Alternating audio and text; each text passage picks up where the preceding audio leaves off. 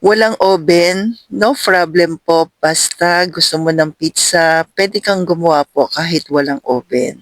At mataas pa sa protina. So, una ka nagpakulo po ako ng chicken breast, tapos hinimay, 3 pieces of egg, 1 teaspoon po ng white pepper, salt, mga half teaspoon po nilagay ko dito. Tapos, parmesan cheese ay 1 tablespoon.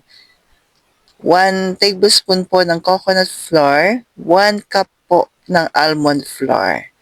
So, dito sa mga ingredients, depende pa rin po. Tapos, naglagay ako ng Italian herbs or pizza herbs. Depende po. Optional lang po yun na yung ating Italian herbs. Pero depende rin po sa dami ng chicken breast ninyo po. Itong sa akin kasi nasa mga kalahati po ito ng chicken breast. Then mix lang po natin maigi. Yan.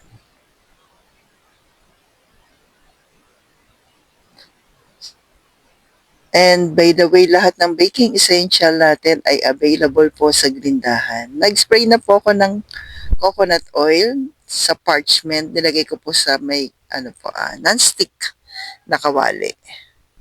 Then ipa-flat lang po natin, flatten. Then takpan po sa katamtamang lakas ng apoy. Takpan natin sandali. Ito po yung ating toppings, beef fat bits at bell pepper po from Grindahan yung beef fat bits. Yan. After po niyan, babalik na rin naman natin po yung ating pinaka-dough. So, una natin niluluto. Yan po yung chicken breast na nilagyan lang natin ng mga almond flour, coconut flour. Yan, naglagay uli po ako ng parchment. Paano pag walang parchment? Pwede naman diretso na po. Walang problema. Yan. Mas okay lang talaga po para ano po yung ating non-stick. Yan. Tapos yung parchment, tatanggalin natin po pagkabaliktad. Para malagyan na natin ng toppings, sugar-free na tomato ketchup ng Grindahan. Yan, paubos na.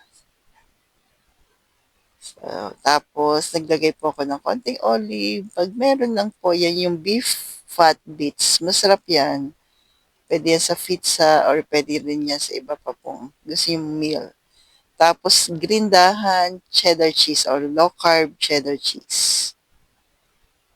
Tapos, parmesan cheese. Okay na pong bahala kung gaano karami. At tatakpan natin uli para lang mag-melt yung mga cheese na nilagay natin at may maluto po yung ating beef fat bits.